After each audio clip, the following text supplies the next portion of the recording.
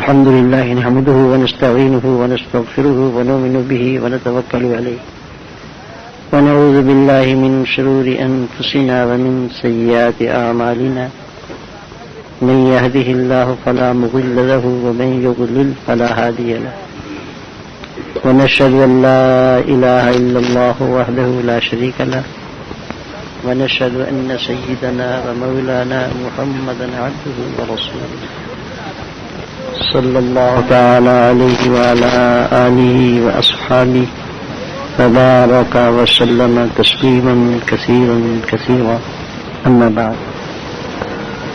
اس وقت میرے لیے یہ فیصلہ کرنا مشکل ہو رہا ہے کہ میں بات کہاں سے شروع کروں اور کہاں ختم کروں.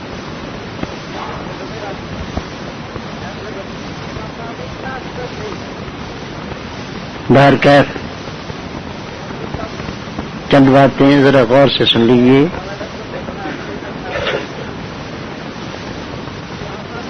مجھے اور آپ کو اور دنیا کے سارے انسانوں کو اللہ تعالی نے اس دنیا میں پیدا فرمایا ہے اور یہ زندگی نہیں، زندگی کی محنت کا میدان ہے. زندگی مرنے کے بعد شروع ہوتی ہے.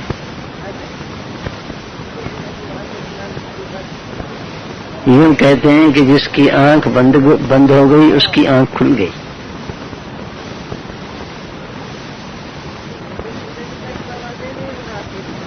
اللہ تعالی نے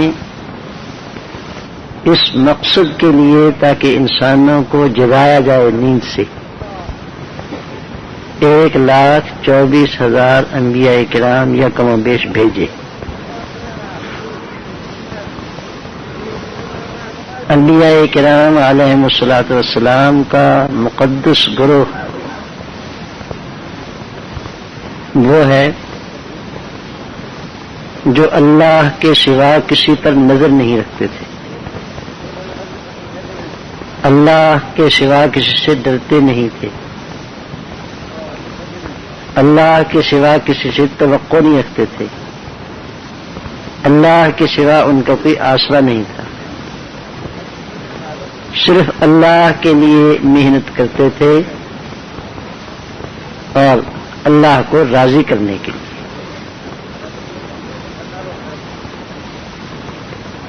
انبیاء کرام علیہم الصلاۃ والسلام کا قافلہ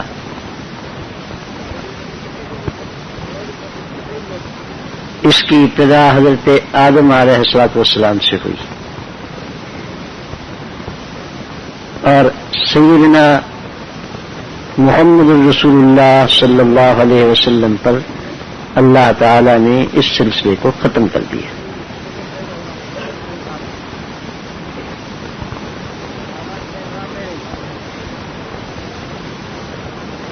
حضرت صلی اللہ علیہ وسلم کو خاتم النبیین بنانے میں اللہ تعالی کی کیا مصلحتیں تھیں، کیا حکمتیں تھیں، یہ ایک بہت لمبا مضمون ہے اور علمی مضمون بھی ہے. اس کو چھوڑ دیتا ہوں.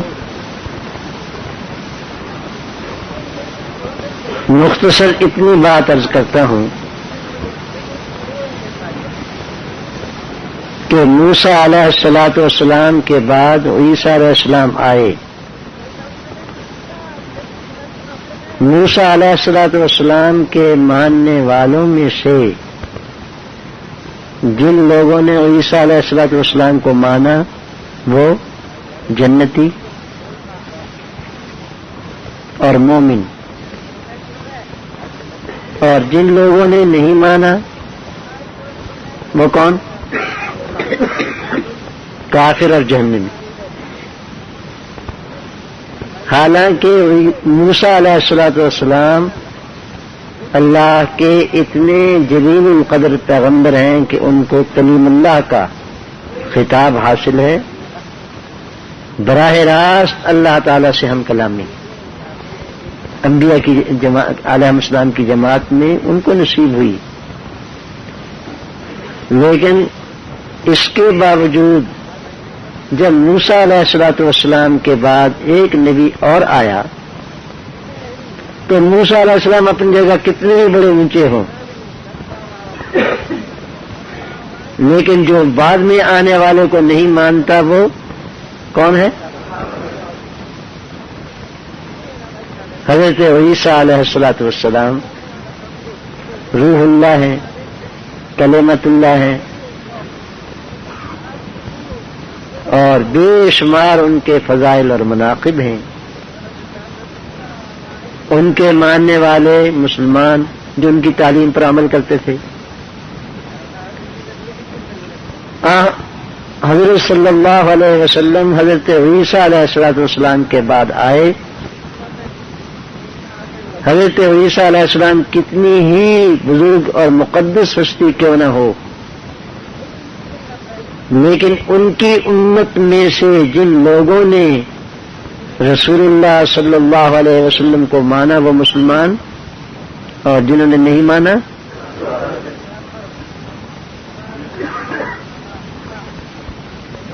اب آگے چلیے. اللہ تعالی نے یہ چاہا کہ محمد عربی صلی اللہ علیہ وسلم کے امت کے دامن پر یہ داغ نہ لگے کہ حضور صلی اللہ علیہ وسلم کے بعد کوئی آدمی آیا اور اس امت نے اس کو نہیں مانا، اس لیے کافر ہو گئے. محمد صلی اللہ علیہ وسلم کو ماننے والا کافر نہیں ہو سکتا. حضرت محمد صلی اللہ علیہ وسلم کو سچا نبی ماننے والا، آپ کی تعلیم پر عمل کرنے والا کافر نہیں ہو سکتا. ٹھیک ہے؟ اس لیے اللہ تعالی نے آپ پر نبوت ختم کر دی اور آپ کے بعد دوسرے انبیاء کو بھیجنے کا سلسلہ بند کر دیا تاکہ کوئی بعد میں آنے والا آئے اور امت کا کوئی فرد ان کو نہ مانے تو کسی کے نہ ماننے کی وجہ سے محمد صلی اللہ علیہ وسلم کی امت کافر قرار پائے. یہ حضور صلی اللہ علیہ وسلم کا اعزاز تھا یا نہیں؟ اب ایمان اور کفر قیامت تک کے لیے حضور صلی اللہ علیہ وسلم کے ماننے نہ ماننے سے وابستہ ہے. مانو مومن، نہ مانو کافر.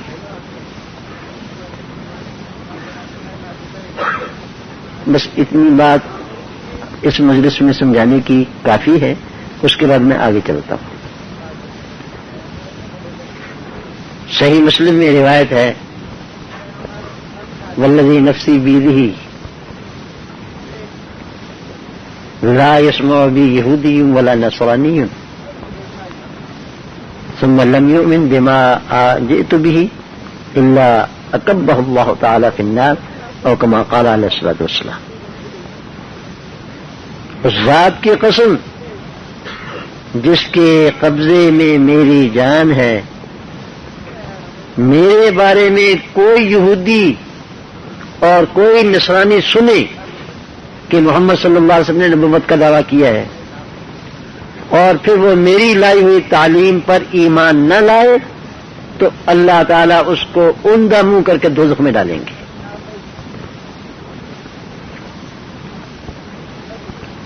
ذرا اپنی حیثیت کو سمجھو،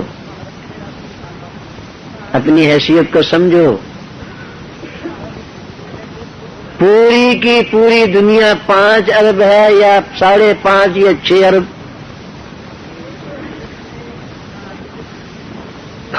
چاہے امریکہ کا صدر کلنٹن ہو یا کوئی اور دوسرا تیسرا ہو، کسی مذہب اور ملت کا ہو، جب تک محمد صلی اللہ علیہ وسلم پر ایمان نہیں لائے گا کافر ہے. اور اللہ تعالیٰ کے نزدیک اس کی قیمت مچھر کے پر کے برابر بھی نہیں ہے. تمہارے نزدیک چاہے پر کتنی قیمت ہو، مچھر کے پر کی بھی شاید کوئی قیمت ہوگی. میں کہتا ہوں مینگنی، بکری کی مینگنی کے برابر بھی اس کی قیمت نہیں اللہ کی نظر میں. تمام کی تمام دنیا جس کو اللہ نے پیدا کیا ہے اور جو قیامت تک پیدا ہوگی، اس کے ذمے لازم ہے حضرت محمد صلی اللہ علیہ وسلم پر ایمان لانا. نجات آخرت کی حضور صلی اللہ علیہ وسلم کے قدم سے وابستہ ہے. میرا یہی عقیدہ ہے اور آپ کا یہی عقیدہ ہے نا؟ کیا جی؟ یہ کسی کو اختلاف ہے اس میں؟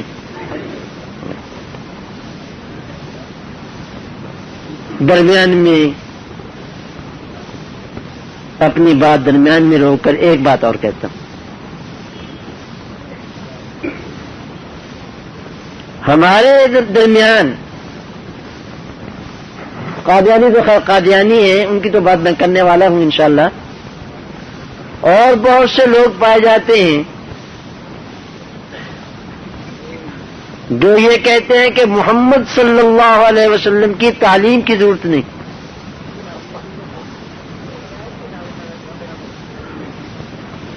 حضور اقدس صلی اللہ علیہ وسلم کی حدیث کی ضرورت نہیں. حضرت صلی اللہ علیہ وسلم نے قرآن کریم کا جو مطلب سمجھایا اس کی ضرورت نہیں. اور یہ بھی کہتے ہیں کہ اطاعت اور فرما برداری زندہ کی ہوتی ہے، مردہ کی نہیں ہوتی، نعوذ باللہ. میں پوچھنا چاہتا ہوں کہ ان کے درمیان اور سکھوں اور ہندوؤں کے درمیان میں کیا فرق ہے؟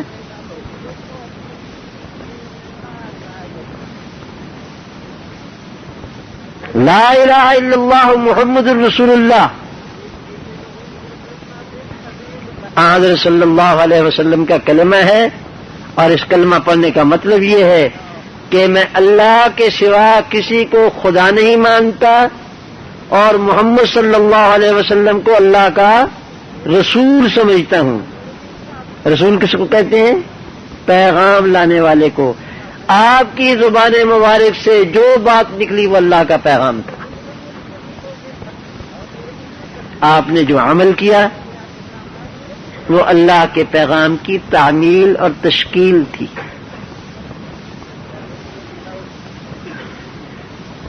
منشاء الہی کیا ہے؟ خدا تعالی کیا چاہتا ہے؟ میں نے نہیں دیکھا، آپ نے نہیں دیکھا، آج تک کسی بزرگ نے نہیں دیکھا خدا کو.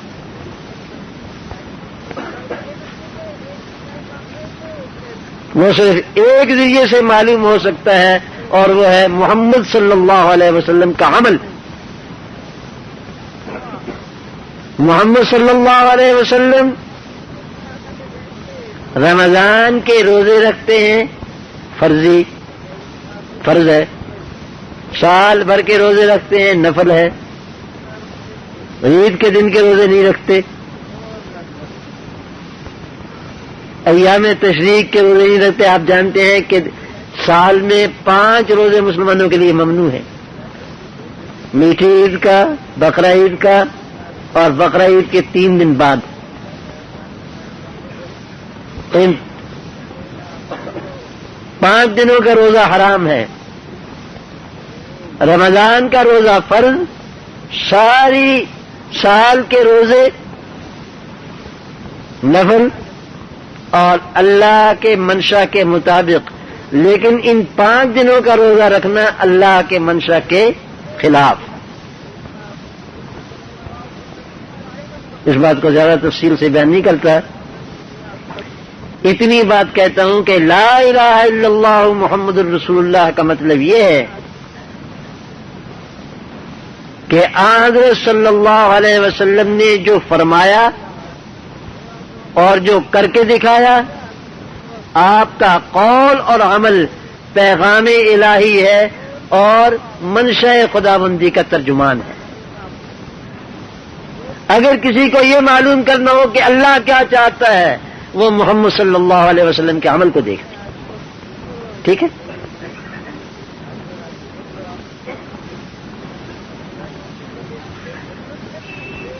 اور چلتے چلتے ساتھی ایک بات اور بھی کہہ دوں.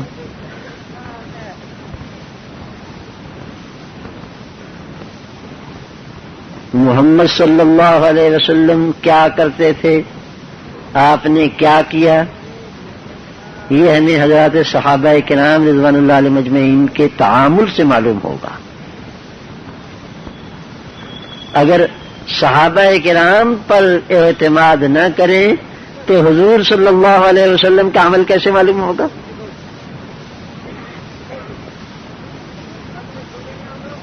بس اشارہ ہی کرنا کافی ہے، اس وقت تفصیل کا موقع نہیں۔ میں یہ کہنا چاہتا ہوں کہ خواہ منکرین حدیث ہوں اور خواہ جدید تعلیم یافتہ حضرات ہوں، کوئی بڑے ہوں کوئی چھوٹے ہوں، ان کو اپنی حیثیت معلوم کرنی چاہیے۔ فارسی کا فقہ عیال بقدر خویش بشناس۔ ہم ملاؤں پر جتنی تنقید چاہتے ہیں کر لیں، ہمیں قل اعوذ یہ کہہ دیں، بسم اللہ کی گنبد کے محصور کہہ دیں، اور یہ کہہ دیں کہ ان کو دنیا جہان کا کچھ پتہ نہیں، دنیا کی ہوا ان کو نہیں لگی، کہاں سے کہاں چلی گئی دنیا، وہ ٹھیک ہے جو کچھ کہنا چاہتے ہیں، سر آنکھوں پر بدم گفتی خرسندم نکو گفتی آفاق اللہ۔ لیکن بازی بارش بابا نیز بازی ہم بازی، تو رسول اللہ صلی اللہ علیہ وسلم کے بھی منہ کو آنے لگے۔ امتی کا اور نبی کا فرق سمجھو۔ امتی ہونے، اگر امتی ہو لا الہ الا اللہ محمد رسول اللہ کے قائل ہو، اور اگر آپ نے آپ کو محمد صلی اللہ علیہ وسلم کی امت سمجھتے ہو اور حضور صلی اللہ علیہ وسلم کو اللہ کا رسول سمجھتے ہو، تو پھر حضرت صلی اللہ علیہ وسلم کی ہر بات ماننی پڑے گی، نہیں مانو گے تو دوسری طرف جاؤ گے۔ ٹھیک ہے بھائی، آپ کی بات آپ کی سمجھ میں آتی ہے یہ بات؟ یہ درمیان کی بات آ گئی میری۔ حضرت صلی اللہ علیہ وسلم آخری نبی ہیں، خاتم النبیین کا یہی مطلب ہے۔ اب اگلی بات سمجھاتا ہوں۔ خاتم النبیین ہونے کا مطلب یہ ہے کہ جب سے حضرت صلی اللہ علیہ وسلم تشریف لائے اور اپنی نبوت کا اعلان کیا، اس وقت سے لے کر قیامت کی دیوار تک زمانہ حضور صلی اللہ علیہ وسلم کا ہے۔ زمانہ حضور صلی اللہ علیہ وسلم کا ہے، اس میں کسی دوسرے نبی کی نہیں چل سکتی۔ ایک قصہ سنا دوں چھوٹا سا۔ یہودیوں کا ایک بیت المدراس تھا مدینے میں، ان کا مدرسہ۔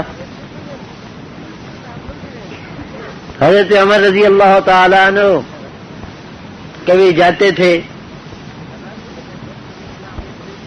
تو دیکھتے تھے کہ کیا کرتے ہیں۔ وہ ایک دن توریت پڑھ رہے تھے، توریت کے چند اوراق اٹھا لائے، ان کو اچھے لگے، اچھی باتیں ہوں گی، آخر پرانی کتابوں میں اچھی باتیں بھی تو ہوتی ہیں۔ رسول اللہ صلی اللہ علیہ وسلم کی مجلس میں آ کر کے پڑھنے لگے۔ اب وہ پڑھ رہے ہیں، وجعل وجہ رسول اللہ صلی اللہ علیہ وسلم یتغیر، اور حضرت صلی اللہ علیہ وسلم کے چہرے پر ایک رنگ جاتا ہے اور ایک آتا ہے۔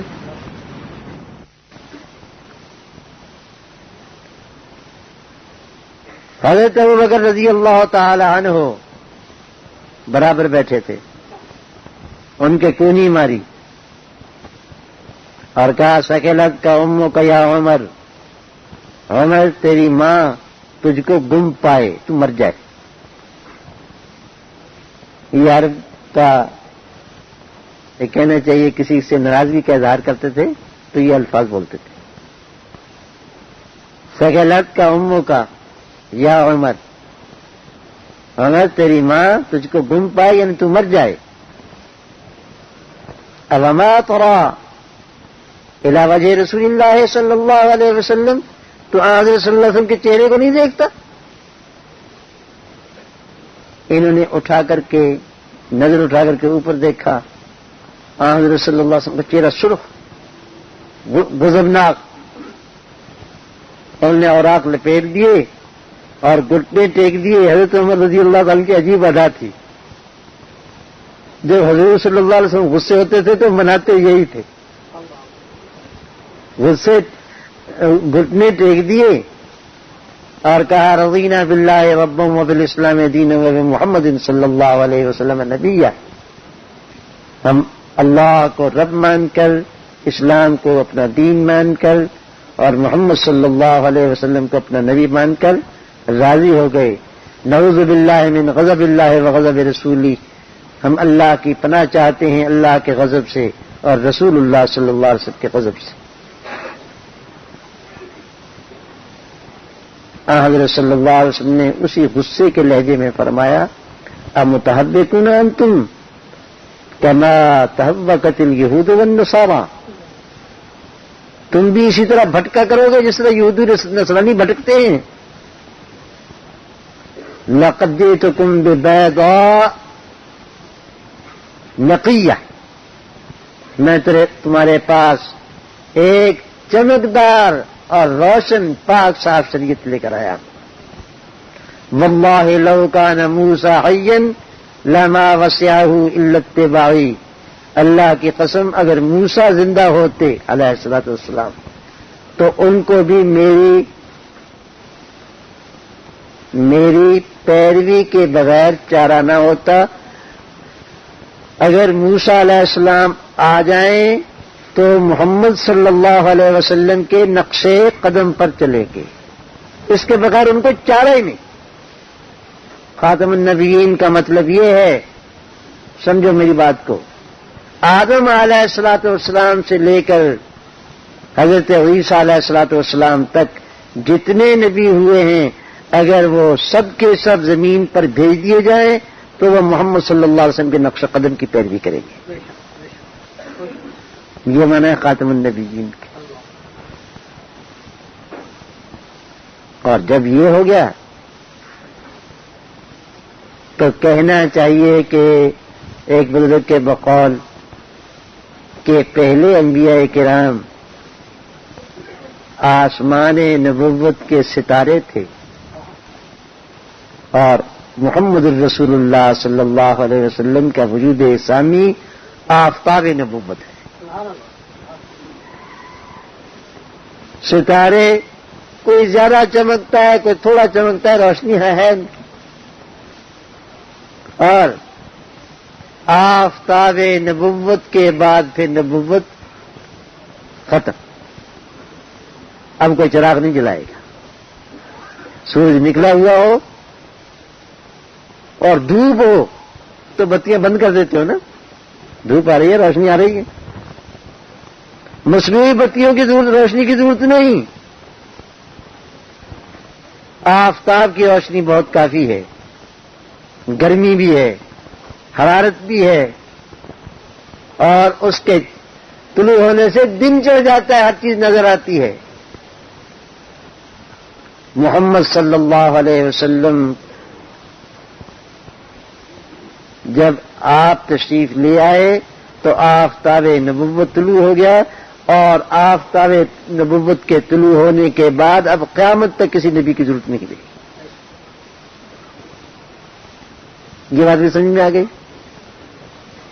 حضور صلی اللہ علیہ وسلم تو دنیا میں تشریف لے گئے، یاد رکھو حضور صلی اللہ علیہ وسلم دنیا میں سے تشریف لے گئے، استراحت فرما ہے روضہ اقدس میں، لیکن آپ کی نبوت کا آفتاب اسی طرح چمک رہا ہے. اس میں نہ ماندگی آئی ہے، نہ گہن لگا ہے، نہ تاریکی آئی ہے، اور الحمدللہ بادل بھی اس کے سامنے نہیں آیا.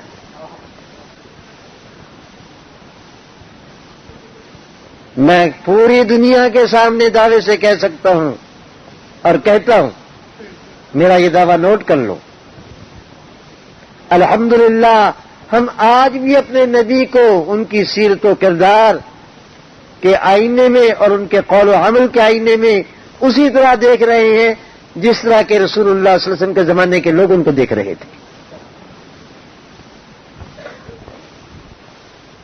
اور یہ میرے نبی کا کمال ہے، ورنہ کوئی قوم اپنے نبی کا یہ آئینہ ہمارے سامنے پیش نہیں کر سکتی. کر سکتی ہے تو لائے. پوری دنیا کو چیلنج کرتا ہوں، عیسائیوں کو چیلنج کرتا ہوں کہ پوری ہسٹری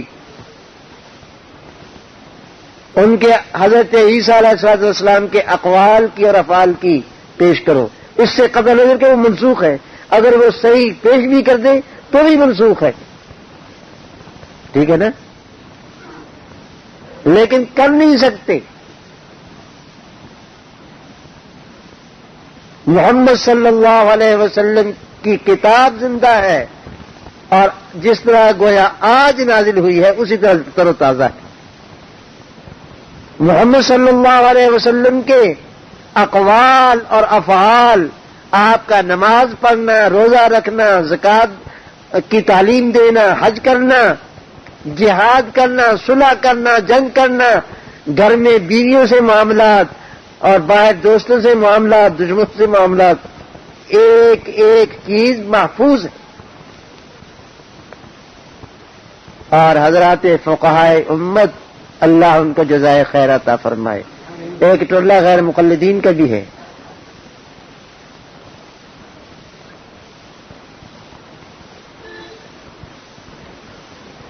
وہ کہتا ہے کہ وہ قرآن حدیث کافی ہے. قرآن اور حدیث سمجھنے کے لیے بھی ابو حنیفہ اور شافعی کا دماغ چاہیے. یہ میرے اور تمہارے بس کی بات نہیں. سنو، ایک فقرہ عرض کر دیتا ہوں سمجھانے کے لیے. حضرت انس رضی اللہ تعالی عنہ حضور صلی اللہ علیہ وسلم کے خادم ہیں. 10 سال خدمت کی ہے انہوں نے رسول اللہ صلی اللہ علیہ وسلم کی. جب حضرت صلی اللہ علیہ وسلم مدینہ طیبہ تشریف لائے ہیں تو ان کی والدہ ماجدہ 10 سالہ بچے کو لے کر حاضر ہوئی تھی اور کہا کہ یا رسول اللہ، یہ انس ہے، میں اس کو آپ کا خادم بناتی ہوں، ہمہ وقت آپ کا خادم رہے گا. 10 سال خدمت کی. 20 سال کی عمر تھی جب رسول اللہ صلی اللہ علیہ وسلم نے اس جہان سے پردہ پا. صلی اللہ علیہ وسلم پر ایک نظر پڑ جانا ایمان کی ساتھ، یا حضرت صلی اللہ علیہ وسلم کی نظر کسی پر پڑ جانا، اس کا کیا درجہ ہے؟ ہزاروں غوث اور قطب ابدال اس کا مقابلہ نہیں کر سکتے. شاہ عبد القادر جیلانی پیرانی پیر ہے نا، خواجہ معین الدین چشتی جو 90 لاکھ انسانوں کو مسلمان کر کے گئے ہیں دنیا سے، خواجہ معین الدین چشتی، اور دوسرے اکابر بڑے بڑے اولیاء اللہ، اقطاب، ابدال.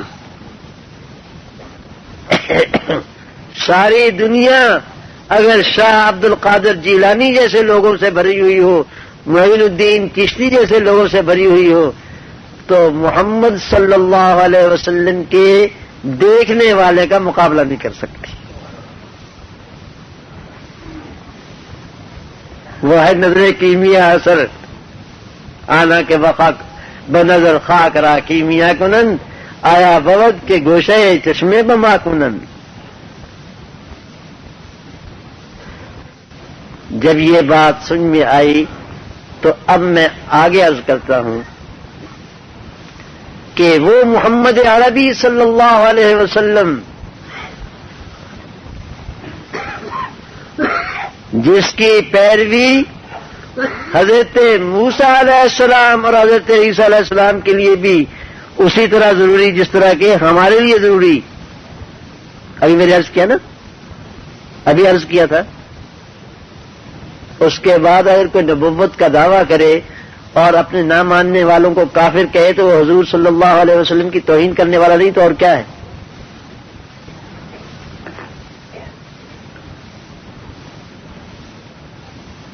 یہ بات میری یہاں ختم ہوئی، اب میں دوسری بات شروع کرتا ہوں۔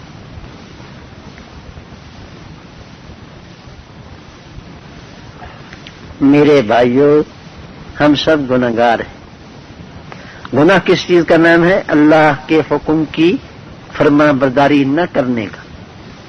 ہم سے کوتاہی ہو جاتی ہے، نفس ساتھ لگا ہوا ہے، شیطان ساتھ لگا ہوا ہے، کسی کے دوست احباب اس کو شیطان کا کام دیتے ہیں، کسی کی بیوی اور اولاد اس کو شیطان کا کام دیتی ہے۔ اللہ کی نافرمانی ہم سے ہو جاتی ہے، کسی سے تھوڑی کسی سے زیادہ، ہم گناہگار ہیں۔ ٹھیک ہے کہ بھائی یہ تمہیں اختلاف ہے، اس مسئلے میں اختلاف ہے صاحب؟ میں تمہارے لیے اختلاف کی جگہ نہیں چھوڑنے دیتا۔ میں رسول اللہ صلی اللہ علیہ وسلم کی حدیث پیش کرتا ہوں، کل بنو آدم خطاؤن، کل بنی آدم خطاؤن وخیر الخطائین التوابون۔ تمام اولاد آدم خطا کار ہے، کل بنی آدم خطاؤن، تمام اولاد آدم خطا کار ہے، اور بہترین خطا کرنے والے وہ لوگ ہیں جو ہاتھ بن کے توبہ کر لیں، یا اللہ غلطی ہوئی معاف کر دیں۔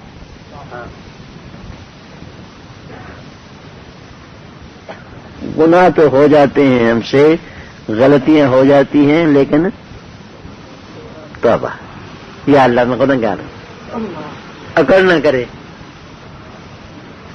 خیر یہ تو بیچ میں بات آئی، کہنا چاہتا ہوں کہ ہم سب گنہگار ہیں،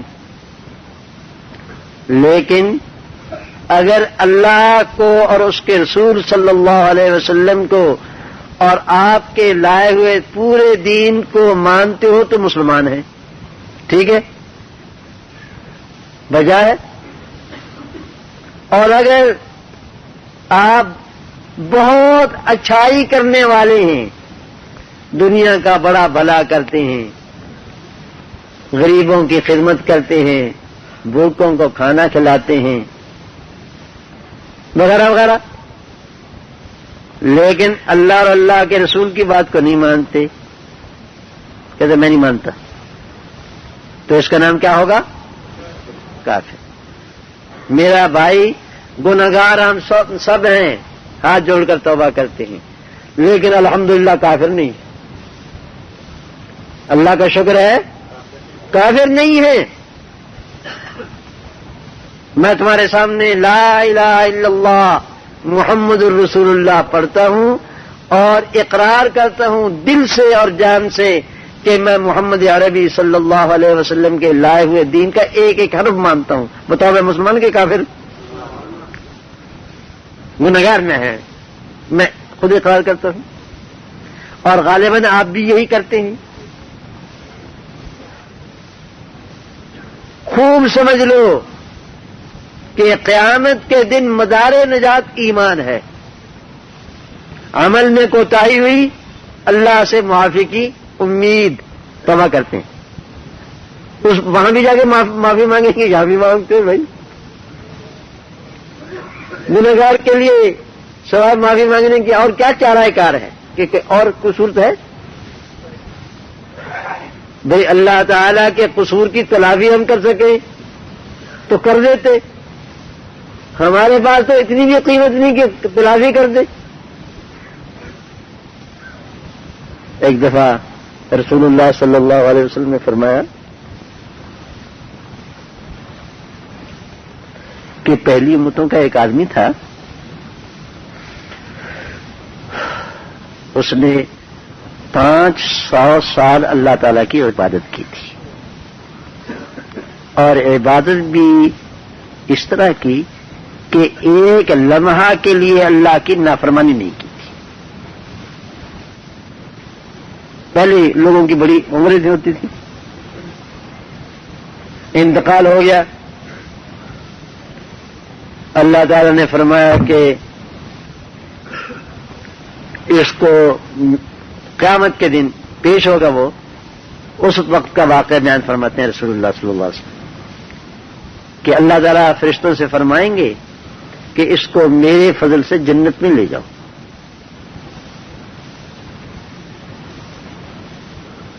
وہ کہہ رہا ہے فضل سے، اور 500 سال کی بات کرے گی.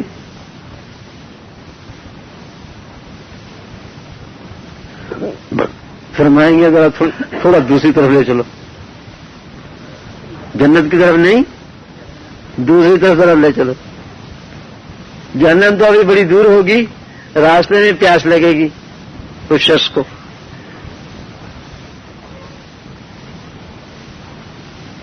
وہ کہے گا کہ یار پانی تو پلاؤ، فرشتوں سے کہے گا کہ پانی نہیں ملتا یار. اللہ تعالیٰ اس کے امتحان کے لیے ایک فرشتے کو بھیج دیں گے کہ راستے میں بیٹھا ہے، پانی لیے، گلاس بھرا ہوا ہے. وہ کہے گا کہ پانی تو پلاؤ، کہنے لگا جی مفت نہیں ملتا، قیمت لگتی. کہا گلاس کا کہ کتنے پیسے لوگے؟ کہنے لگے 500 سال کی عبادت. کہنے لگے یار بول رہا ہوں میرے پاس سے لے لو اور مجھے گلاس پانی کا پلا دو. 500 سال کی عبادت ایک گلاس کے بدلے میں دیا ہے. اللہ تعالیٰ فرشتوں سے فرمائیں گے واپس لے آؤ اس کو، اب تو خالی ہاتھ ہو گیا. فرمائیں گے، ارشاد فرمائیں گے کہ 500 سال کی عبادت کا بڑا گھمنڈ تھا، بس اتنی قیمت نکلی کہ ایک گلاس ایک پیالے کے بدلے میں بیچ لی. اور میں نے کتنے بلائے تھے؟ 500 سال میں کتنا پانی پیا تھا؟ حساب کر کے اتنے سال کی یہ بات دے دے. اب چپ. اللہ تعالیٰ فرمائیں گے جا میرے فضل سے جنت میں لے.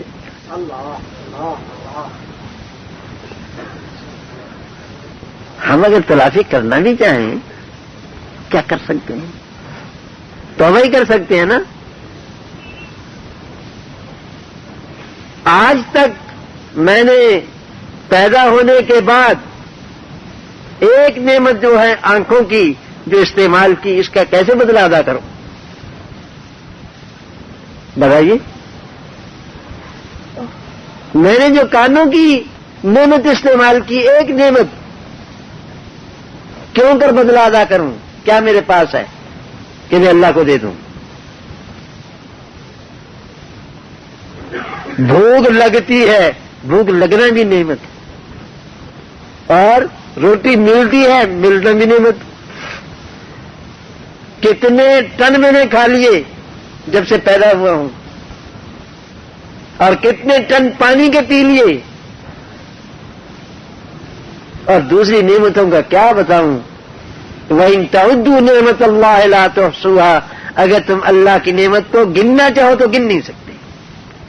بزرگ فرماتے ہیں نعمت اللہ کہا ہے، نعم اللہ نہیں کہا، اللہ کی نعمتوں کو نہیں کہا. توبہ توبہ. اللہ کی نعمتوں کی بات نہیں ہو رہی، اللہ کی نعمت کی بات ہو رہی ہے. ایک نعمت گن کر کے بتاؤ کہ ایک نعمت آنکھوں کی کتنی جگہ استعمال کیا تم نے؟ بتا سکتے ہو؟ کوئی ہے ریکارڈ؟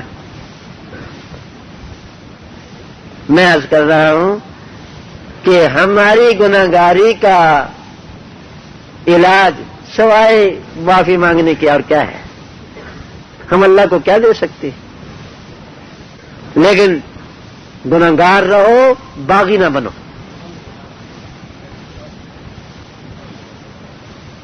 گناہ برداشت ہو جاتا ہے، اس بارگاہ میں بغاوت برداشت نہیں ہوتی. اور بغاوت سے مراد ہے اللہ اور اللہ کے رسول کے حکم کو ٹھکرا دینا. میں اس لیے عرض کر رہا ہوں کہ قیامت کے دن مدار نجات عقیدہ ہے. عمل میں جو کوتاہی ہوگی، یہاں بھی توبہ کرتے ہیں وہاں بھی کر لیں گے. لیکن اگر عقیدہ غلط ہوا، اگر عقیدہ غلط ہوا تو خون کے آنسو روئے گا، پیپ اس کی آنکھوں سے نکلے گی، لیکن معاف نہیں کیا جائے گا. سمجھ رہی؟ ہم نے اس عقیدے کے مسئلے کو بہت ہلکا پھلکا سمجھ لیا ہے. جو بھی ہمیں وہیں پر نچائے ناچنے کے لیے تیار. کوئی ذکری بن گیا, کوئی بھائی بن گیا, کوئی بابی بن گیا, کوئی قادیانی بن گیا, کوئی بن گیا, کوئی بن گیا. اللہ کے بندو تمہیں اللہ نے عقل دی ہے. لا الہ الا اللہ محمد رسول اللہ پڑھتے ہو, ایک ہی لفظ ہے کہ اللہ کے سوا کوئی معبود نہیں اور محمد صلی اللہ علیہ وسلم اللہ کے رسول ہے. جو کچھ وہ فرمائیں گے وہ صحیح, باقی سب غلط. ٹھیک ہے, جو کچھ وہ فرمائیں وہ صحیح اور باقی سب غلط.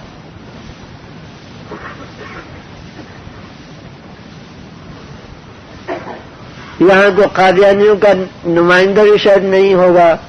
اے کاش کہ میں یہ درد دل ان کے کانوں تک بھی پہنچا سکتا. قریب ہے, پہنچ رہے ہیں, پچھلی طرف قادیانی دیکھا. اے کاش کہ میں یہ درد دل ایک ایک قادیانی کے دل تک دستک دے کر کے پہنچا دیتا اور ان کو سمجھا دیتا کہ میرے بھائیوں, تم چاہے جتنی تعویلیں کر لو, تم چاہے جتنی چاہو سخن سازیاں کر لو, باتیں بنا لو, تم ہواؤں میں اڑ لو, تم ڈش انٹینیاں لگا لو, تم سٹلائل سے خبریں پہنچاؤ. اور ہمارے یہاں ایک نیا فرقہ ہے, وہ کہتا ہے چاند میں میری تصویر آ رہی ہے, چاند میں اپنی تصویریں بھیج دو. تم ساری دنیا پر حکمرانی کر لو, لیکن محمد عربی صلی اللہ علیہ وسلم کی بات کو اگر بے چونو چرا تسلیم نہیں کرتے, خون کے آنسو نہیں, پیپ کے آنسو رونے پڑیں گے. نجات نہیں.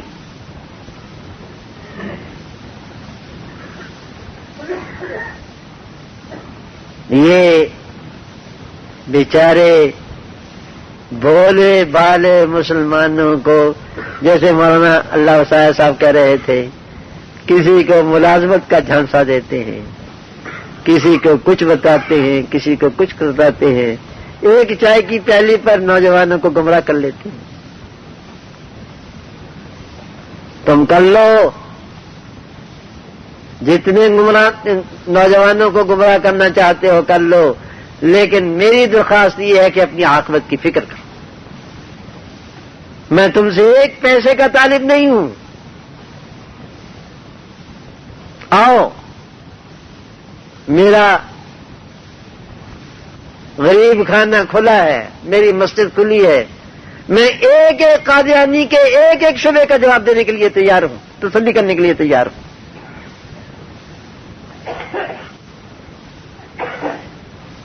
لڑائی نہیں کروں گا, مار کٹائی نہیں کروں گا. تم دیکھ ہی دو کہ میرا وجود کتنا ہے. 2 آدمی پکڑ کے اٹھاتے ہیں مجھے.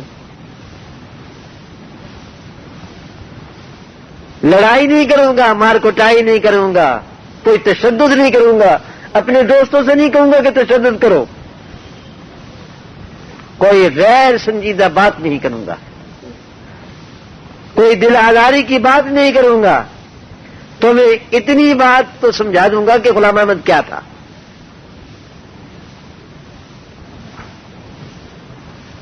اور میں اپنے رب کے سامنے سرخرو ہونے کے لیے اعلان کرنا چاہتا ہوں کہ یا اللہ, میں نے اس قوم کو جن کو قادیانی کہتے ہیں, مرزا غلام احمد کے ماننے والے کہتے ہیں, اعلان دیا تھا کہ کوئی شبہ ہے تو پیش کرو, کوئی غلط فہمی ہے تو دور کر لو. ہمارے بارے میں کوئی غلط فہمی ہے, ہمارے بزرگوں کے بارے میں کوئی غلط فہمی ہے, حضور صلی اللہ علیہ وسلم کے بارے میں کوئی غلط فہمی ہے, کتاب اللہ کے بارے میں کوئی غلط فہمی ہے, دور کر لو. لیکن خدا کے لیے مرنے سے پہلے یہ کام کر لو. مرنے کے بعد تم کہو گے ما جانا من بشیر ولا نذیر, ہمارے پاس کوئی ڈرانے والا نہیں آیا نہ خوشخبری دینے والا آیا. اللہ فرمائیں گے لقد جاءکم بشیر و نذیر، تمہارے پاس ڈرانے والے بھی آئے تھے، خوشخبری دینے والے بھی آئے تھے. جھوٹ بولتے. ایک بات اور کہتا ہوں، اشارتاً میں نے کہہ دی، تصریحاً کہہ دیتا ہوں.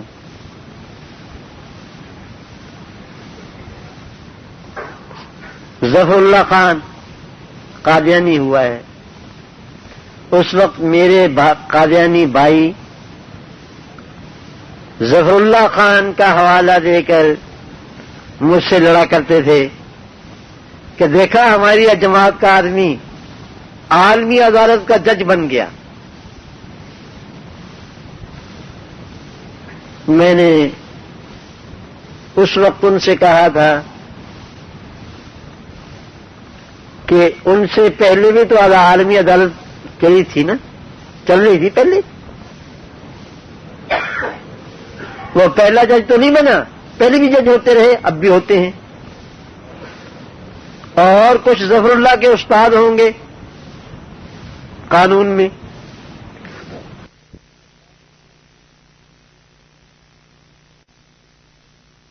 برحق، نصرانی برحق اور لادین سارے برحق. کیوں جی ٹھیک ہے، ٹھیک بات ہے نا.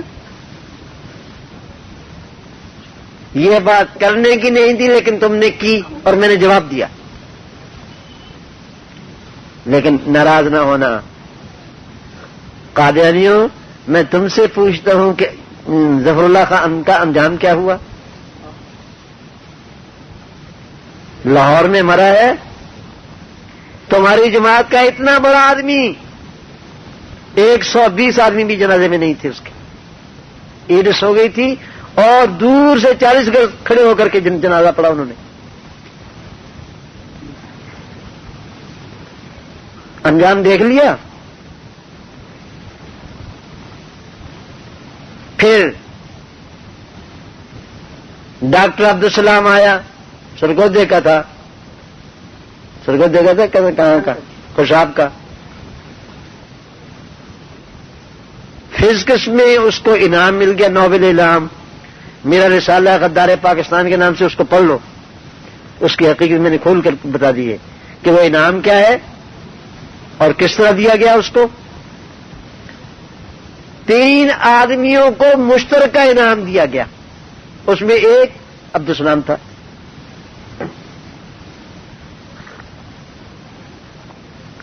تین آدمیوں کو مشترکہ انعام دیا گیا، اس میں عبدالسلام تھا. انہوں نے پھر ہم پر روب جمایا کہ دیکھا ہمارا آدمی انعام لے گیا. اتنا بڑا، یہ مسیح موعود کی حقانیت کی دلیل ہے. میں نے اس وقت کہا، ان کو ٹوکا. میں نے کہا کہ اگر عبدالسلام کا انعام لینا اس کے مذہب کی حقانیت کی دلیل ہے تو 2 اس کے ساتھی جو تھے انہوں نے کیا قصور کیا؟ ٹھیک ہے نا بھائی، عقل میں آتے 3 آدمی لیتے ہیں. تم کہتے ہو کہ اس کا انعام لینا جو تیسرا آدمی ہے، مشترکہ انعام لینا جو تیسرا شریک ہے، پارٹنر کیا کہتے تھے، اگر اس کا انعام لینا اس کی حقانیت کی دلیل ہے تو میں پوچھتا ہوں دونوں نے کیا قصور کیا؟ ان کی حقانیت کی دلیل ہے یا نہیں؟ قادیانی سے پوچھو. لیکن اتنی موٹی بات ان کی عقل میں نہیں آتی اور لوگوں پر دھونس جماتے تھے کہ دیکھو کتابیں لکھی، رسالے لکھے. یہ شیخ چیلی کی اولاد.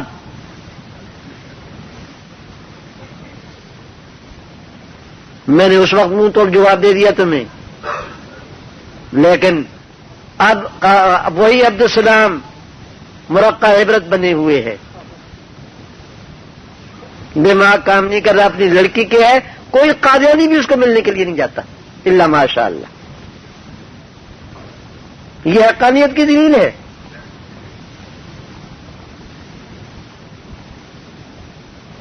تم نے کہا کہ اینٹینا پر ہمارا مرزا طاہر تقریر کرتا ہے، حقانیت کی دلیل ہے.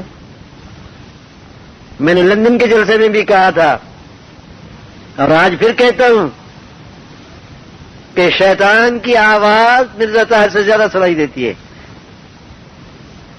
کوئی ملک کوئی خطہ اور کوئی زبان ایسی ہے جس میں راگ اور گانے نہ ہوتے ہو، ڈھول ڈمکا نہ ہوتا ہو؟ کیا جی وہ شیطان کی آواز ہے یا نہیں؟ اگر سیٹلائٹ کے ذریعے سے پوری دنیا میں آواز کا پہنچانا اور آواز کا گونجنا یہ تمہاری حقانیت کی دلیل ہے، تو شیطان سب سے زیادہ حقانیت کا مستحق ہے، ان کو سرٹیفکیٹ ملنا چاہیے۔ میں یہ سمجھانا چاہتا ہوں کہ میرے بھائیوں یہ چیزیں حقانیت کی دلیل نہیں ہے، اپنی غلط فہمی کو دور کرو۔ اللہ نے تمہیں تو وہ جو ہماری زبان میں مشہور ہے کہ خدا گنجے کو ناخن نہ دے، اللہ نے تمہیں تو حکومت نہیں دی، آج تک 1 صدی سے غلام چلے آتے ہو۔ پہلے یہاں ہندوستان میں غلام تھے اور اے ملکہ وکٹوریا کا وظیفہ پڑھ رہے تھے، ان کا مرزا اے ملکہ وکٹوریا، اور اب ان کے ملک میں چلا گیا اور ان کا غلام ہے۔ تمہیں حکومت نہیں ملی، لیکن میں اگر فرض کر لوں کہ ساری دنیا میں تمہاری حکومت ہو جائے تب یہ حقانیت کی دلیل نہیں۔ تم جانتے نہیں ہو روسیوں کے کمیونزم نظام کی کتنے دنیا کے خطے پر حکومت رہی ہے؟ یہ اور 70 سال حکومت رہی، ان کی حقانیت کی دلیل ہو گئی ہے۔ جن چیزوں کو تم حقانیت کی دلیل سمجھتے ہو یہ حقانیت کی دلیل نہیں۔ میں ایک ہی نقطہ تمہیں سمجھا رہا ہوں، اب مجھ سے سنو۔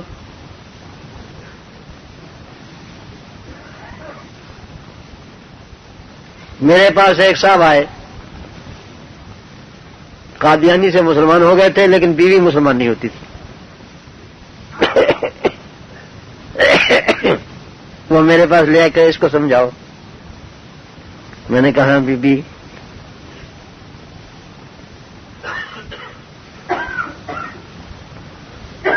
تم بھی سمجھ لو، میں تمہیں بھی بی بی سمجھ لیتا ہوں، میں تمام قادیانیوں کو بی بی سمجھ لیتا ہوں، ذرا تھوڑا سا صبر و تحمل کے ساتھ میری بات کو سمجھو، سنو۔ میں نے کہا تم غلام احمد کو کیا سمجھتے ہو؟ کہتے جی میں بھی سمجھتی۔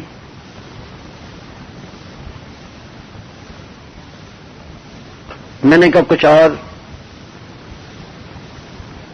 اس کی سمجھ میں نہیں آیا۔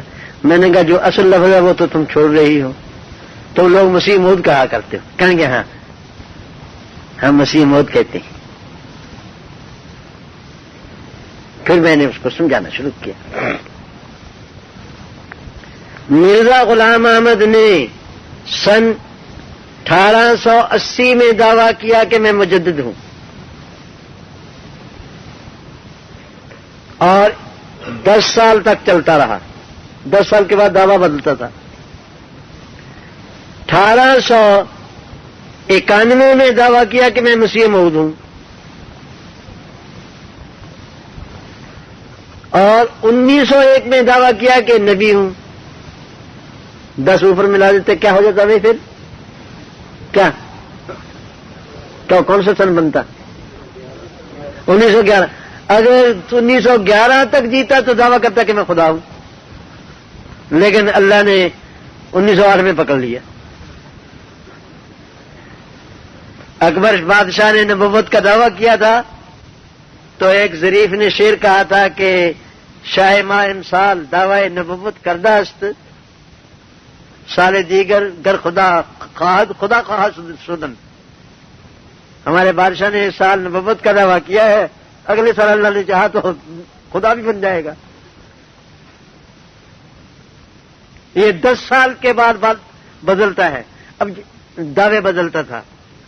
اب ایک درمیان میں چھوٹی سی بات، یہ بات چھوڑ کر کے درمیان میں ان کو بھی بیماری ہے 10 سال کے بعد مار کھانے کی، قادیانیوں کو۔ سن 53 سے سن 74 تک 20 سال گزر گئے۔ سن 53 میں لوگ کہتے ہیں کہ تحریک ناکام ہو گئی، قادیانی بھی کہتے ہیں، لیکن مرزا محمود کو عدالت کے شکنجے میں کسا گیا. نہیں کہہ سکتے، اپنے آپ کو منسوب اسلام نہیں کر سکتے. مرزا طاہر کے دماغ پر اتنی چوٹ لگی کہ اپنی مسجد میں، مسجد اقصیٰ میں جس کو کہتے تھے، جا کر کے مقتدیوں کے پاس رو کر کے بیٹھ کر کیا گیا، نہ خطبہ پڑھا نہ جمعہ پڑھا، واپس آ گیا اور اگلے دن لنگر بھاگ گیا. اندازہ فرماؤ کتنی شدید چوٹ ہوگی. آرڈیننس کے کوڑے کی کتنی شدید چوٹ ہوگی. میں منتظر تھا قادیانیوں کہ تم 10 سال کے بعد پھر کوئی شرارت کرو گے اور سن 94 نہیں آئے گا. 74 سے 84 آیا تھا، 84 سے 94 نہیں آیا، لیکن ابھی تک تم کو کر نہیں سکے، ایسی کوئی شرارت کر نہیں سکے. مولوی اللہ صاحب ہمارے شکایت کر کے گئے ہیں کہ کر رہے ہیں کچھ نہ کچھ کر رہے ہیں، مگر چوروں کی طرح، ڈاکوؤں کی طرح یا جیب قطروں کی طرح لوگوں کی جیبیں تراشنا. قانون موجود، ہم کیا کریں بھائی، پتہ نہیں چلنے دیتے. لیکن آج تک کسی جیب قطرے کو عزت نہیں ملی. اگر جیب قطروں کو عزت ملی ہے تو بتاؤ مجھے. انبیاء کرام علیہ الصلوۃ والسلام، نعوذ باللہ نعوذ باللہ، توبہ توبہ استغفر اللہ، جیب قطرے نہیں ہوتے. محترم ڈنکے کی چوٹ اپنی دعوت دیتے. اگر تم میں ہمت ہے تو آؤ، میرے پاس آؤ، مجھے دعوت دو، اور ہمارے کرام کے پاس جاؤ، ان کو دعوت دو. تم نے مباہلے کر لیے، مناظرے کر لیے اور سب کچھ کر لیا، لیکن رہے جھوٹے کے جھوٹے. اب جیب کترتے ہیں، نوجوان کو اندر لے جاتے ہیں اور اس کا آپریشن کر دیتے ہیں. کیا جیب کا، ایمان کی جیب، اس بیچارے کو پتہ نہیں چلتا. خیر، میں عرض کر رہا تھا کہ پہلے اس نے مجدد ہونے کا دعویٰ کیا، 1891 میں مسیح موعود ہونے کا دعویٰ کیا. ساتھ ہی کہا کہ میں مہدی بھی ہوں، اور مہدی اور مسیح موعود ایک چیز ہے. اور 1901 میں نبوت کا دعویٰ کیا. میں نے اس بہن سے کہا کہ تمہارا دعویٰ ہے کہ مرزا غلام احمد مسیح موعود ہے.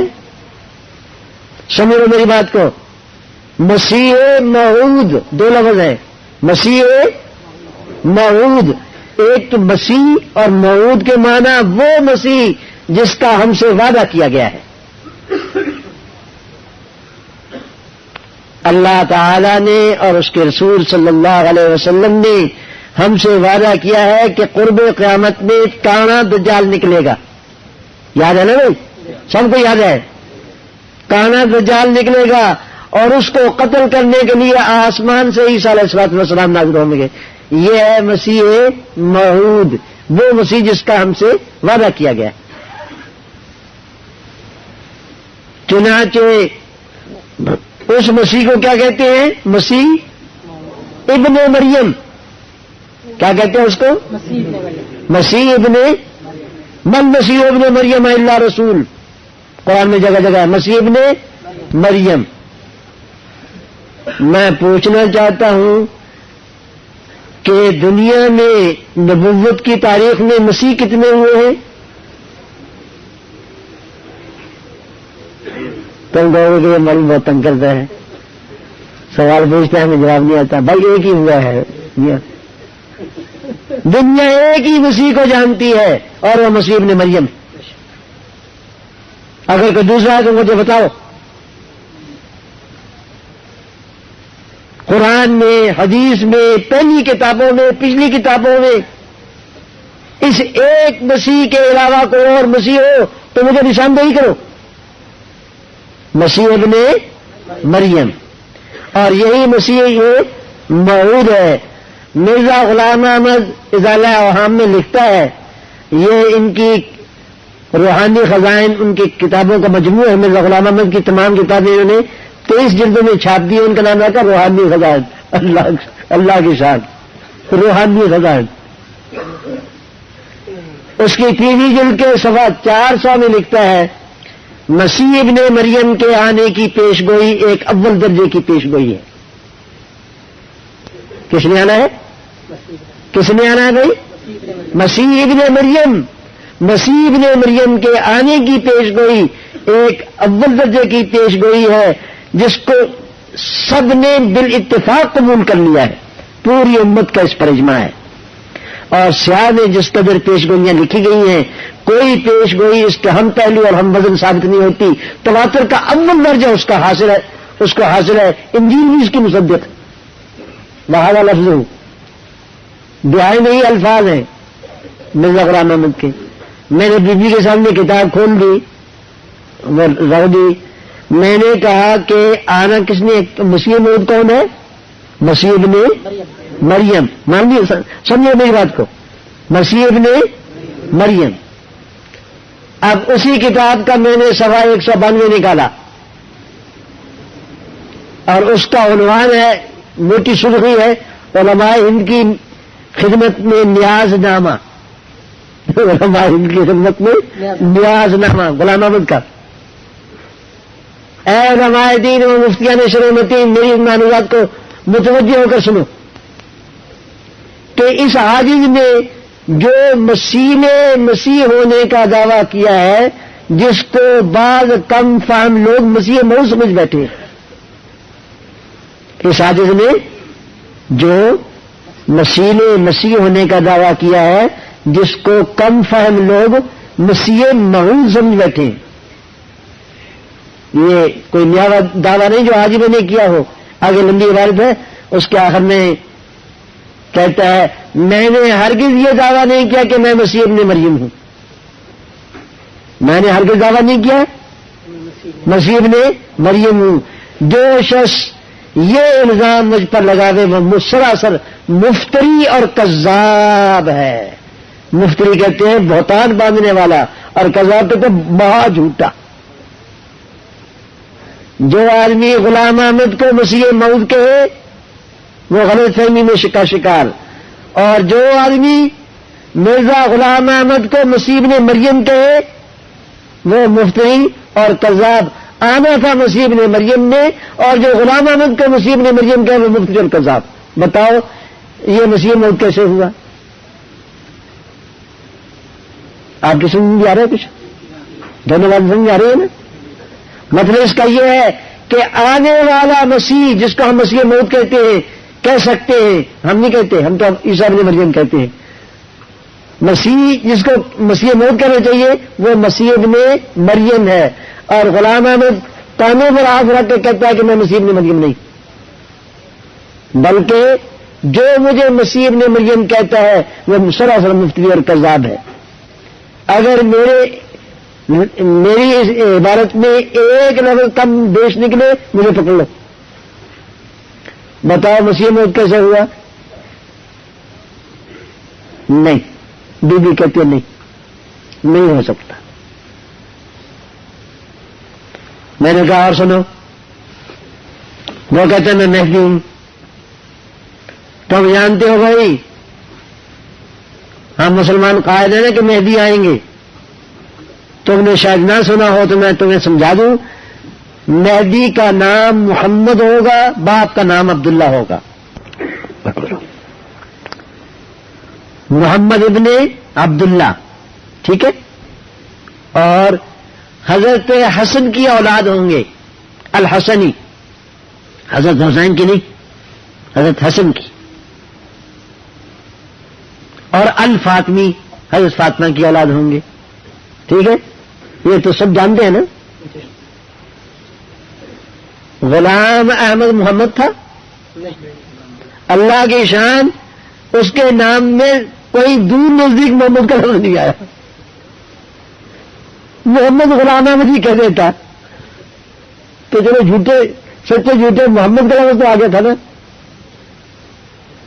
حضور صلی اللہ علیہ وسلم فرماتے ہیں کہ مہدی کا نام میرے باپ کے نام پر ہوگا اور مہدی کا نام میرے نام پر ہوگا اور مہدی کے باپ کا نام میرے باپ کے نام پر ہوگا. غلام احمد کا نام کیا تھا؟ قادیانی تم سے زیادہ جانتے ہیں. غلام احمد کہہ دو. اور بچپن میں اس کو سندھی کہتے تھے، پیار کا نام سندھی تھا. اور بعد میں غلامی کا لفظ، غلامی کا جوا اتار پھینکا، خود احمد بن گیا. ہمارے مولوی صاحب اللہ لدھیانوی لکھتے تھے غلامی چھوڑ کر احمد ہوا تو. غلام احمد سے احمد، اللہ کی شان. وہ ہم نے ایک قصہ لکھا ہے، پتہ نہیں میری مائی بہنیں بھی سن رہی ہوں گی، کہ ایک شخص کا نوکر تھا، وہ چلا گیا، پیچھے غلام رہ گیا نوکر، تو وہ اس کے حرم میں داخل ہو گیا. جانتے ہیں اس کا انجام کیا ہوگا اس غدار کا؟ جو غلامی چھوڑ کر اپنے آقا کے بستر پر پہنچ جائے. جانتے ہو کیا ہوتا ہے اس کا انجام؟ جو غلام احمد اپنے آپ کو کہلاتا، نام غلام احمد تھا، غلامی چھوڑ کر احمد بن گیا اور حضور صلی اللہ علیہ وسلم کے منصب پر غصبانہ قبضہ کرنے لگا، تو اس کا انجام کیا ہوگا؟ خیر، فرمایا کہ مہدی کا نام میرا نام ہوگا، مہدی کے باپ کا نام میرے باپ کا نام ہوگا محمد ابن عبداللہ، اور اس کا نام ہے غلام احمد ابن غلام مرتضی. اور ماں کا نام چراغ بی بی. مہدی کے نام ماں کا نام آمنہ ہوگا. یہ مہدی کس طرح بن گیا؟ اس کے بعد آئے نبوت. میں نے کہا 1901 میں یہ دعویٰ کیا سے نبوت کا، اور اس سے پہلے یہ کہتا رہا کہ میں مدعی نبوت کو ملعون اور کذاب جانتا ہوں. جو شخص نبوت کا دعویٰ کرے وہ خارج اسلام ہے. میں نے وہ حوالے نکال کر کے اس کے سامنے رکھ دیے، اور آج بھی سب قادیانیوں کے سامنے رکھنے کے لیے تیار ہوں. اور ان کو ضرورت بھی نہیں ہے، جو جاننے والے وہ جان.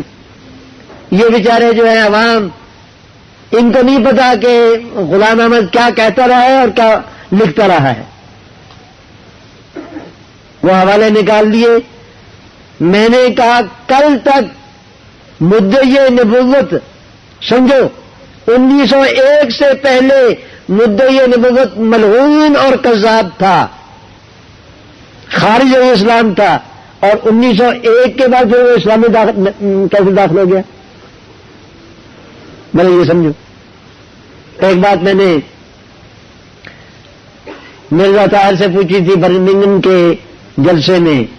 میں نے کہا مرزا طاہر سے دادے نے لکھا تھا کہ نبی بغیر جبریل کے نہیں بن سکتا. نبی وہ ہوتا ہے جس کے پاس جبریل علیہ السلام وحی لے کر آئے. جانتے ہو نا تم؟ وحی لانے والا فرشتہ جبریل ہے.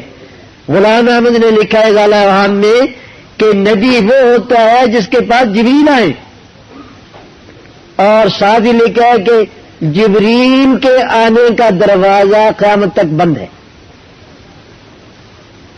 میں نے مرزا طاہر سے کہا تھا کہ ایک سوال کا جواب دے دو، مجھے یہ بتا دو کہ غلام احمد نے تو بند کر دیا تھا اس وقت دروازہ، بعد میں نبی بننے کے لیے یہ دروازہ کیسے کھلا؟ چابی کس کے پاس تھی؟ نہیں دے سکتے، کوئی قادیانی جواب نہیں دے سکتے. اس کا میرا چیلنج ہے پوری مرزا طاہر سے لے کر یہاں تمہارے بھی کوئی مبلغ والشد ہوں، ان کے مربی شربی ہوں، اگر ہے تو مجھے صرف اس نقطے کا جواب دو کہ باب جبریل تو بند ہو چکا تھا اور جبریل کے بغیر کوئی نبی نہیں بن سکتا، تو پھر مرزا نے نبی بننے کے لیے دروازہ کیسے کھول لیا؟ یہ ذرا سمجھاؤ.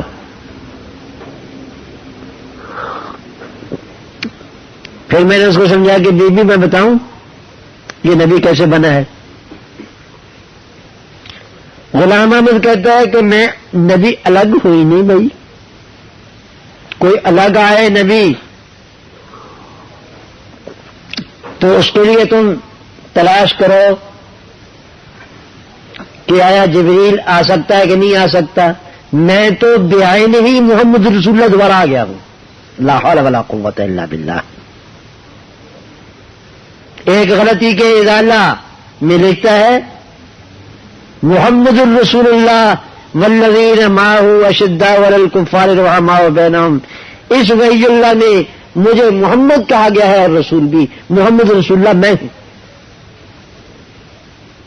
پھر دوسرے حوالے دکھائے. مرزا بشیر احمد کا حوالہ میں نے دکھایا. مرزا بشیر کہتا ہے کہ ہمارے نزدیک تو بعین ہی محمد رسول اللہ دوبارہ آ گئے. اور ان کا ایک قاضی اکمل ہوا ہے، وہ کہتا ہے کہ امام اپنا عزیز و اس جہاں میں غلام احمد ہوا دارالامام میں. دارالامام کہتے قادیان کو، کہتے ہمارا امام غلام احمد ہے. غلام احمد ہے عرش رب اکبر، مکان اس کا ہے گویا لا مکان میں، رہتا ہے زمین پر لیکن مکان اس کا لا مکان ہے. نعوذ باللہ استغفر اللہ. اور اگر آگے چل کے کہتا ہے کہ محمد پھر اتر آئے ہیں ہم میں اور آگے سے ہیں بڑھ کر اپنی شان. نعوذ باللہ. محمد دیکھنے ہو جس نے اکمل، غلام احمد کو دیکھے قادیہ میں. میں نے کہا یہ نبوت کا دعویٰ ہے. نبوت کا دعویٰ نہیں بلکہ محمد الرسول اللہ صلی اللہ علیہ وسلم ہونے کا دعویٰ ہے. اب تم کون بے غیرت مسلمان ایسا ہوگا جو کسی بینگے کانے کو قبول کر لے بحیثیت محمد رسول اللہ کے؟ نعوذ باللہ.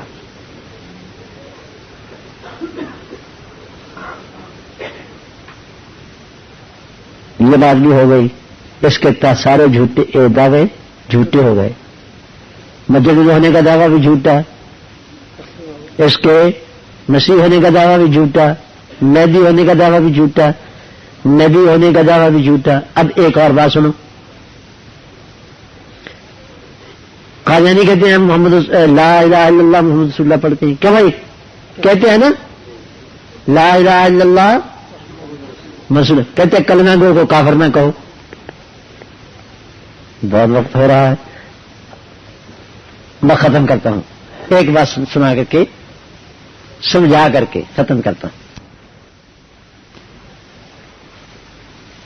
مرزا غلام احمد نے محمدی بیگم کے باپ کو لکھا تھا. محمدی بیگم سے کا رشتہ مانگتا تھا غلام احمد. لمبی بات ہے، مختصر کرتا ہوں. اس کو لکھا کہ میں اللہ جل شانہ کی قسم کھاتا ہوں جس کے نام کی جھوٹی قسم کھانا لعنتیوں کا کام ہے.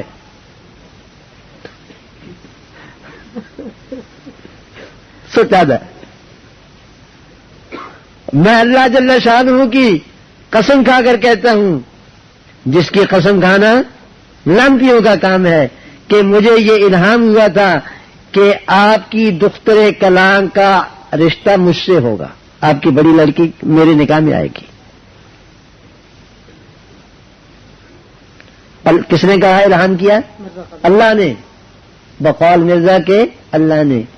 لیکن اس کا اللہ بھی ایسا ہی ہوگا کوئی؟ ہمارا خدا تو ایسا نہیں ہے. ایسا ہی ہوگا کہ وعدہ کر کے مکر جاتا ہے. ہمارے نبی صلی اللہ علیہ وسلم سے اللہ تعالیٰ نے کہا تھا سنو، حضرت زینب رضی اللہ تعالی عنہ حضور صلی اللہ علیہ وسلم کی پھپھی زاد بہن تھی. اپنے آزاد کردہ غلام حضرت زید ابن حارثہ سے حضور صلی اللہ علیہ وسلم نے ان کا نکاح کر دیا تھا. نہیں بنی، طلاق ہو گئی. اب حضور صلی اللہ علیہ وسلم چاہتے تھے کہ نکاح کر لے اس سے تاکہ اس کی بیچاری کی دل جوئی ہو. لیکن خطرہ اس بات کا تھا کہ کافر کہیں گے کہ اپنے بیٹے کی بیوی سے نکاح کر لیا، کیونکہ لے پالک کو بیٹا سمجھا جاتا تھا جاہلیت میں. اللہ تعالیٰ نے 22ویں پارے میں اس پر آیت نازل کی، اور لمبی بات نہیں کرتا، زوجنا کہا ہم نے تیرا نکاح اس خاتون سے کر دیا. حضور صلی اللہ علیہ وسلم کا نکاح حضرت زینب سے کس نے کیا؟ اللہ نے. حضور صلی اللہ علیہ وسلم اٹھ کر کے بغیر اجازت کے اور بغیر پردہ کے اپنے گھر میں تشریف لے گئے. ہو گیا، اس کو کہتے ہیں اللہ نے نکاح کیا. اور ام المؤمنین حضرت زینب رضی اللہ تعالی عنہ اپنی سہیلیوں یعنی دوسری امہات المؤمنین کے مقابلے میں فخر کیا کرتی تھی کہ تمہارا نکاح کسی کے باپ نے کیا ہوگا، کسی کے چچا نے کیا ہوگا، کسی کے بھائی نے کیا ہوگا، میرا نکاح اللہ رب العالمین نے کیا ہے. ٹھیک ہے. ادھر غلام احمد کو بھی کہا تھا اللہ نے زوجنا کہا کہ ہم نے تیرا نکاح محمدی بیگم سے کر دیا، لیکن شاید بھول گئے. نعوذ باللہ. خیر، وہ تو جو ہوا. جو بات مجھے آپ کو سنانی ہے وہ یہ ہے، اس کو کہتا ہے اپنے خسر کو خط لکھتا ہے، میں اللہ جل شانہ کی قسم کھا کر کہتا ہوں، جس کی جھوٹی قسم کھانا لعنتیوں کا کام ہے، کہ مجھے یہ الہام ہوا تھا کہ آپ کی دختر کلام کا رشتہ میرے ساتھ ہوگا، اور اگر کسی اور جگہ کیا تو بڑے غلط نتیجے نکلیں گے. اور آگے چل کر کے کہتا ہے، اور میں لفظ سنو، میں جیسے لا الہ الا اللہ محمد رسول اللہ پر ایمان لاتا ہوں، ویسے ہی اپنے ان الہامات پر ایمان لاتا ہوں جو مجھے متواتر ہوئے ہیں. یعنی غلام احمد کو لا الہ الا اللہ پر بھی ویسا ہی ایمان ہے جیسا کہ محمدی بیگم کے الہام پر ایمان ہے. یہ نہیں نکلا کہ اور ہے. اور میں جیسے لا الہ الا اللہ محمد رسول اللہ پر ایمان لاتا ہوں، ایسے ہی ان متواتر الہامات کو پر ایمان لاتا ہوں جو مجھے ہوئے. ٹھیک ہے. وہ تو جھوٹ نکلے، وہ تو سچ نہیں نکلے. اگر اللہ کی طرف سے الہام ہوتے تو اللہ کی قدرت کو تو کوئی ٹال نہیں سکتا. نہ احمد بیگ ٹال سکتا ہے، نہ کوئی اور ٹال سکتا ہے. تو سچے کا اور جھوٹے کا فرق دیکھو. سچے پر یہ زوجنا کہا الہام نازل ہوتا ہے، آیت نازل ہوتی ہے، اٹھ کر کے اس کے گھر چلے جاتے ہیں اس خاتون کے، وہ ام المؤمنین بن گئی، اللہ نے عقد کر دیا. ٹھیک ہے، ٹھیک ہے. اور جھوٹے پر یہ الہام ہوتا ہے، جھوٹا الہام، ساری عمر نہیں گئی مل سکی، وہ دوسرے کے پاس رہی اور یہ ایریا رگڑتا بچارا کر کے.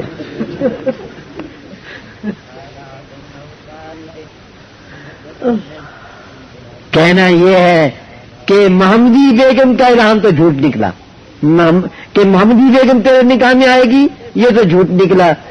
اب جب اس کا ایسا ہی ایمان تھا کہ لا الہ الا اللہ محمد رسول اللہ پر بھی جیسا محمدی بیگم پر ایمان تھا، تو وہ جھوٹ نکلا تو یہ بھی جھوٹ نکلا. معلوم ہے کہ لا الہ الا اللہ محمد رسول اللہ پر بھی اس کا ایمان جھوٹا ہے. کوئی قادیانی اس کو سچا کر کے دکھا دے. اب آخری بات کہہ کر کے ختم کرتا ہوں. اپنی کتاب انجام آتم میں غلام احمد لکھتا ہے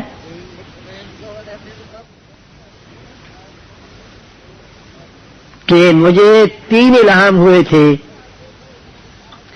ایک الہام ہوا تھا، یا آدم اسکن انت وزوجک الجنہ، اے آدم تو اور تیری بیوی جنت میں ٹھہرو، تیری زوجہ. یہ پہلی بیوی کی طرف اشارہ تھا. غلام احمد کہتا ہے یہ پہلی بیوی کی طرف اشارہ تھا. وہ تھی بیچاری جنت بی بی فجری ماں، اس کو کہتے تھے فجر دی ماں.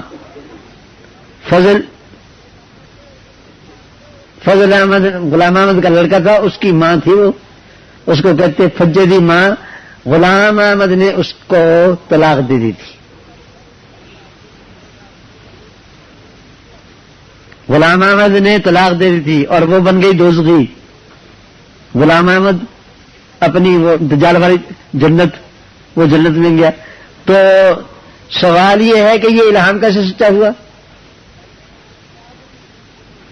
یا آدم اسکن انت وزوجک الجنت، بیوی ادھر جا رہی ہے، یہ ادھر جا رہا ہے، یہ تو اپنی بیوی کے ساتھ کیسے جنت میں جائے گا؟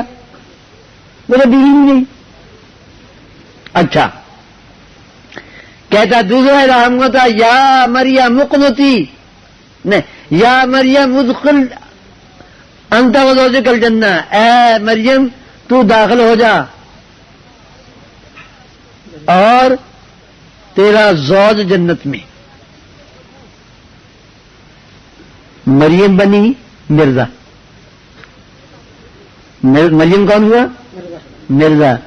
تو اے مریمی تو داخل ہو جا، یہ کہنا چاہیے یا آدمی کا خطاب اس کو کرنا چاہیے؟ نہیں بھائی، جب اس کو مریم کہہ رہا ہے تو ادخلی کہنا چاہیے نا. عربی میں مرد کو کہتے ہیں ادخل اور عورت کو کہتے ہیں ادخلی.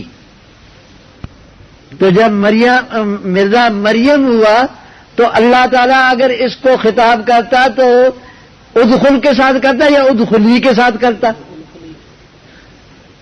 اچھا تو مریم تو مرزا ہوا تو اس کا شوہر کون تھا؟ یہ عقدہ آج تک حل نہیں ہوا مجھ سے. اے مریم تو داخل ہو جا اور تیرا زوج جنت میں. یہ قادیانی تمہارے دل میں قرض ہے، تم اس کی تشریح کر دو. تمہارا کوئی مربی ہے وہ تشریح کر دے میرے سامنے. اور تیسرا الہام اس کے ساتھ ہوا تھا کہ یا احمد ادخل انت وزوجک الجنہ، اے احمد تو داخل ہو جا اور تیری بیوی جنت میں. کہتا ہے یہ تیسری بیوی کی طرف اشارہ ہے. کون؟ محمدی بیگم. محمدی بیگم کی طرف اشارہ ہے کیونکہ جب وہ میری بیوی بنے گی تو میری حمد ہوگی اور میں احمد بن جاؤں گا. سبحان اللہ. وہ تو نکاح نہیں ہوا، ساری عمر نہیں ہوا، وہ بیوہ ہونے اسے انکار کر دیا اس نے. اب دوسرے نکاح پر تو نکاح ہوتا نہیں مسلمانوں کا. اگر وہ سیٹ فارغ کرتا اس کا شوہر تو کچھ توقع ہو سکتی تھی، کینڈیڈیٹ بن جاتے، امیدوار بن جاتے. اس نے سیٹ نہیں بڑھ کی، وہ رہی منقوہ سلطان محمد کی. میں نے ایک رسالے میں لکھا تھا مقابلہ غلام کا اور سلطان کا تھا. میں نے ایک رسالے میں لکھا ہے اس کو کہ مقابلہ سلطان کا اور غلام کا تھا. ایک طرف غلام احمد اور دوسری طرف سلطان محمد. تو محمدی بیگم مت ماری اسی کے سلطان کو چھوڑ کر کے غلام کے پاس جائے. اچھا جو بات میں سمجھانا چاہتا ہوں وہی سمجھو. وہ تو فارغ نہیں ہوئی اور محمدی بیگم کا اس سے نکاح نہیں ہوا. یہ تین الہام اکٹھے مرزا کو ہوئے. یا آدم اس کو جنتا کل جنہ، وہ بھی کافروں کے ساتھ مل گئی، اس کے ساتھ جنت میں جائے گا. اور دوسرا الہام ہوتا یا مریم مقنت، یا مریم ادخل انت وزوجک الجنہ. یہ مریم کون تھی اور اس کا زوج کون تھا اور جنت میں کیسے داخل ہوئے. اور تیسرا الہام تھا یا احمد ادخل انت وزوجک الجنہ. وہ احمد کیسے بنا جب وہ بیوی جس کے نکاح میں نہیں آئی، اور جب بیوی نکاح میں نہیں آئی تو الہام کیسے صحیح ہوا. کہتا یہ راز مجھ پر اللہ تعالیٰ نے کھول دیا ہے. مجھ پر بھی راز کھول دیا ہے کہ اللہ تعالیٰ نے ایک ایک بات اس کی جھوٹ کر دی.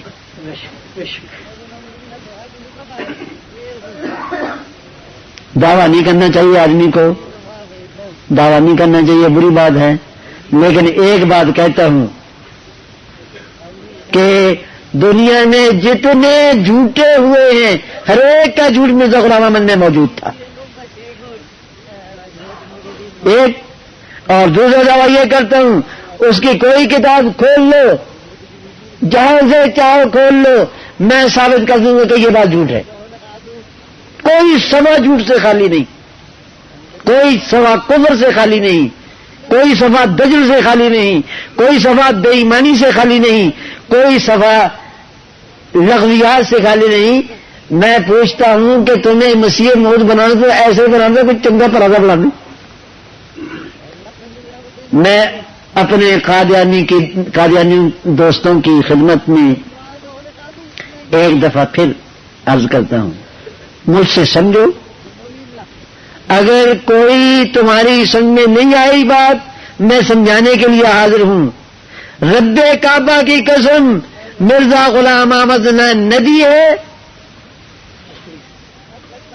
نہ مہدی ہے، نہ مسیح موعود ہے، نہ مجدد ہے، نہ عالم فاضل ہے، اور نہ انسان ہے. خود بیچارہ کہتا ہے کہ ہوں بشر کی جائے عفرت اور انسانوں کی آر، ہوں بشر کی جائے نفرت. آدمی کے پورے وجود میں جو جائے نفرت ہوتی ہے وہ میں ہوں. اس کو چھپا کے رکھتے ہیں لوگ، ننگا نہیں کرتے، نفرت آتی ہے. ہوں بشر کی جائے نفرت اور انسانوں کی ہار. انسانیت کے لیے ہار تھا اس کا وجود. تم نبوت لیے پھرتے ہو، مسیحیت لیے پھرتے ہو. اور میرے بھائیوں، اب آخر میں آپ کی خدمت میں عرض کرتا ہوں، مولانا اللہ صاحب نے یہ کہا تھا کہ تمہیں ان کا کچھ تدارک کرنا چاہیے. ٹھیک ہے، یہ جو خرد جا رہا ہے ان کا علاج تو عیسیٰ علیہ السلام آگے کریں گے انشاءاللہ. خرد جال ہے، لیکن اتنی بات میں کہنا چاہتا ہوں تم سے، ایک ایک بات مرزے کی سیکھ لو اور محمد عربی صلی اللہ علیہ وسلم کی کہ امتی ہونے کے ناطے اپنے ذمے فرض سمجھو کہ مجھے قادیانی سے بات کرنی ہے، اور جو باتیں میں نے سمجھائی ہیں وہ مجھ سے پکی کر لو. حوالے لے لو، میں ان کی کتابیں کے حوالے دوں گا، مجھ سے حوالے لے لو، اور ایک ایک آدمی ایک ایک قادیانی سے ملے اور یہ بات پوچھے کہ میں راضی اس پہ تیار ہو گئی. نہیں، صحیح دسو، تم سنجیدہ آدمی ہو. میں کہتا ہوں اگر تم افسر ہو، بہت بڑے افسر ہو، تو تم اپنی سطح کے افسروں سے بات کر سکتے ہو. اگر تم مزدور ہو تم مزدوروں سے بات کر سکتے ہو. اگر تاجر ہو تاجروں سے بات کر سکتے ہو. وکیل ہو وکیلوں سے بات کر سکتے ہو. حوالے مجھ سے لو، 2 اور 2 کی طرح 4، 2 اور 2 4 کی طرح صاف. اور اس میں کسی قسم کا شک اور شبہ تمہیں پیدا ہو تو میں اس کے لیے جرمانہ دینے کے لیے تیار ہوں. شک اور شبہ والی بات ہی نہیں. سورج نکلا ہوا ہے، سورج نکلنے کے بعد پھر تو ہر چیز روشن ہو جا سکتی ہے. اگر کوئی آنکھیں بند کر لے تو اس کی مرضی ہے. غلام احمد کے جھوٹ کا سورج نکلا ہوا ہے. کیا ہے؟ کالے رنگ کا حبشی. اب کوئی کہے کہ اس کو اللہ نے حسن یوسف دیا تھا، کالے حبشی کو، اور آنکھیں دھسی ہوئی ہیں، جبڑے ایسے ہوئے شکل بگڑی ہوئی ہے. اور اگر کوئی کہے کہ سبحان اللہ چندے آفتاب و چندے ماتاب ہے، حسن یوسف اللہ نے سب اسی کو دے دیا ہے، تو پھر نظر کا قصور ہوگا. وآخر دعوانا ان الحمد للہ رب العالمین. میں دعا کرتا ہوں کہ اللہ سبحانہ و تعالی رسول اللہ صلی اللہ علیہ وسلم کے ہر امتی کو رسول اللہ صلی اللہ علیہ وسلم کی ختم نبوت کا خادم بنائے اور قادیانیوں کی ہدایت کا ذریعہ بنائے. میرا جی چاہتا میں نے سنا ہے کہ 200-250 گھر ہیں یہاں قادیانیوں کے. میرا جی چاہتا ہے کہ تمہارا شہر قادیانیوں سے پاک ہو جائے. تمہارا شہر پاک ہو جائے، یا تو یہ مسلمان ہو جائیں یا پھر تم دبا کر کے بھاگنے والے بنے، اتنا ان کو تنگ کر دو. ڈنڈا ہی نہیں مارنے کو کہتا، باتوں سے کرو. ایسے ایک ایک بات پوچھو. روزانہ میں ایک بات بتانے کے لیے تیار ہوں. سال کے 360 دن مجھ سے ایک ایک بات غلام احمد کے جھوٹے ہونے کی ہر دن نہیں مانگتے جاؤ، اور میں دیتا جاؤں گا حوالے کے ساتھ.